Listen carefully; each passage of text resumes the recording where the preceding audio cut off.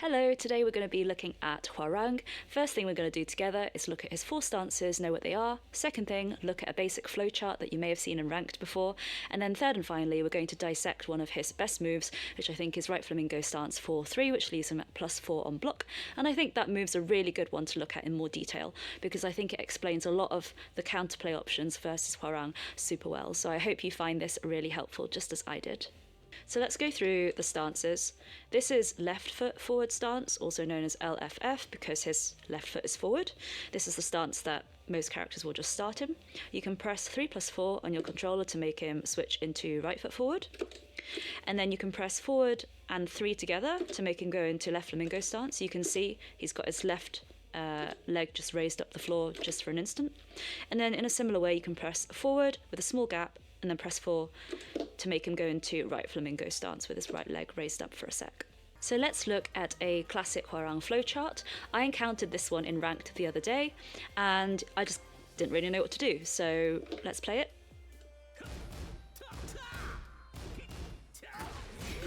So let's start off by looking at the start of that flowchart. So here I've recorded 4-4 into right flamingo stance 4-3. And if you just look at the frame data, he's +4 on block here. Now, I know some of you might say, oh, you can just sidewalk here, right, between. But today, the focus, I just want to look at this particular move, because for me, obviously blocking is the safest thing to do.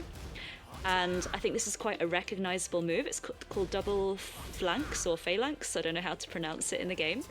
And I feel like this is a situation that comes up quite often. So I wanted to focus on this pinch point today. So after that, I've recorded 2 things which Hwoarangs will commonly do, because Hwoarangs love to put you in the blender, and he goes from like his chest facing one way to the other, and he just flip-flops, and you know you're meant to sidewalk away from his chest, but it happens so quickly. Often I just don't know what to do. So I recorded the next step. So 4-4 into right flamingo 4-3, and then that one there is left flamingo stance 3-4, which is a mid-high. He also has a low-high version, which is left flamingo stance down 3-4, so 4-4, and then that's the down because it's the low. Just as an aside, before we delve deeper into the +4 on block bit, you can duck this high if you block the mid, and then launch him if you're quick. But for the low, you just have to duck the first hit and launch him. And you can't, that string also jails, so you can't duck if you've been hit by the low, so you just have to take it after. Yeah, so if you are going to launch it, you have to wait for the second hit to go over your head. So I'm going to move on to explain right flamingo stance 4-3, which is this move. For the purpose of today's video, I'm just going to enter the stance by using 4-4, because Hwoarang can basically do 4-3 after. There you go. But just note that there are other ways for him to get into right flamingo stance, and one of the common ones is this, which also has its own counterplay, but that's also a video for another time. So I'm going to explain why everyone says just dick jab Hwoarang as counterplay. So let me show you the start of the flowchart. Right, so let's see what move he's doing. So this little back fist of his is +5 on block and is his quickest move out of his flamingo stance. So he'll use this move basically to frame trap you. So I get hit basically, and he's at +7 and he can continue his turn. It's a high, so by dick jabbing you can interrupt it and go under it. So dick jab does also trade with the option in the flowchart, because this option is 14 frames. So if he does do this and you dick jab, it's not great, but at least you kind of interrupted his flow. So let's start by going through some of the moves from left flamingo stance that dick jab can beat. So these things will be at least 15 frames. Left flamingo stance 4 plink 3. So that it looks like that, right? But dick jab beats it in the startup of that move. So same here with left flamingo stance 2, which is 16 frame startup. There it is, so it's that little mid. Let's dick jab it. So that works as well. Let's look at left flamingo stance back 4-3. So let's try and dick jab that.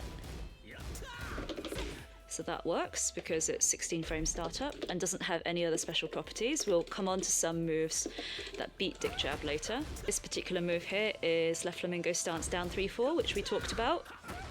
And because it's 16 frame startup, this is also beaten by a dick jab. A 17 frame startup homing move, which is Hwoarang's left flamingo stance forward 4. And that can be beaten by dick jab too. Left flamingo stance forward 3. Which is a heat engager, and that is 19 frame startup and can be beaten by dick jab as well. One last move that dick jab beats is this little low, left flamingo stance down 4. There are quite a few moves that dick jab actually loses to as well out of left flamingo stance, which I'll go through now. Left flamingo stance back 1, which is a very evasive move. So you can see that it counters the dick jab. On block it is -14, so it is punishable. Like so. This is left flamingo stance up forward 4, which is a launcher, and it's -14 on block as well. So if I try and dick jab, it basically crushes me. But yes, is -14, so you should be able to punish this move. Dick jab also loses to left flamingo stance back 3, which is this power crush. It is -12 on block. If I try and dick jab, I die. But yeah, it does get you a punish if you hold it. Left flamingo stance down forward 4-3, which is another power crush at -14. So it beats the dick jab, but is punishable. And then finally this string up forward 3-4-3 out of left flamingo stance. Again, it's -14, but totally goes over the dick jab, and again, should be punishable. The next thing I want to show you is that if dick jab doesn't work, what do we do? So we can try and sidewalk left. So we have 5 options here. So let's do 4 of them. I'm going to show you this. You can sidewalk that clean to the left. Same with this power crush. And this power crush, if you keep going. So this particular power crush is a bit weird because the second hit will catch you. So sidewalk the first hit and then block and punish the last. Like that. Finally, this move. So you can walk all the way behind him. So you might be wondering why I haven't shown you this particular move here.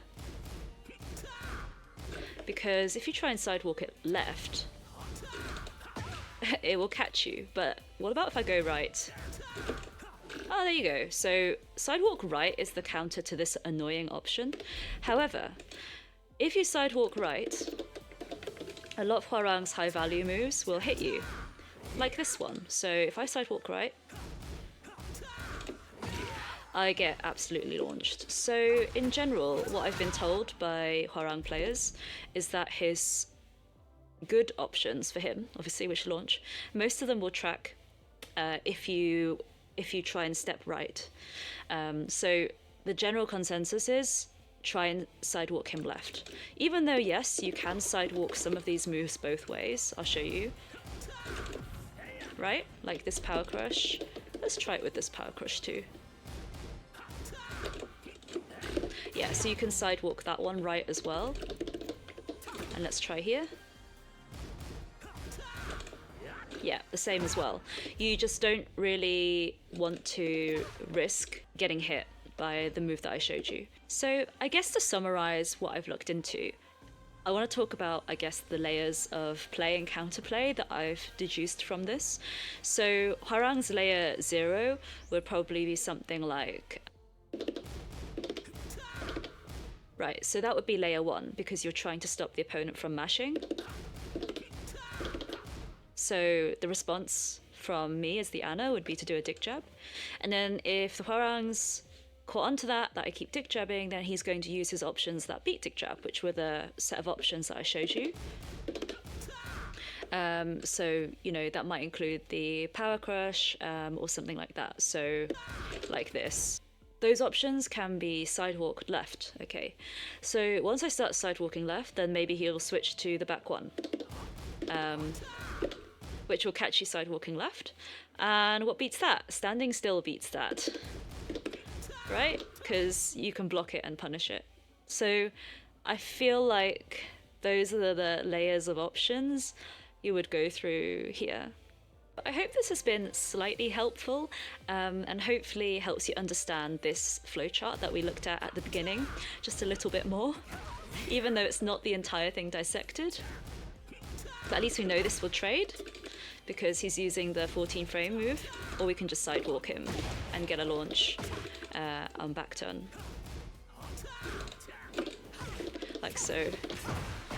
So I found nabbing that really fun. Please do give this a like and subscribe if you enjoyed it, and comment below on any opinions you have on Hwoarang, and I'd love also to hear how you also go about learning your matchups. Looking forward to hearing from you, and hope you can join me on Twitch on one of my streams at some point, so hope to see you soon.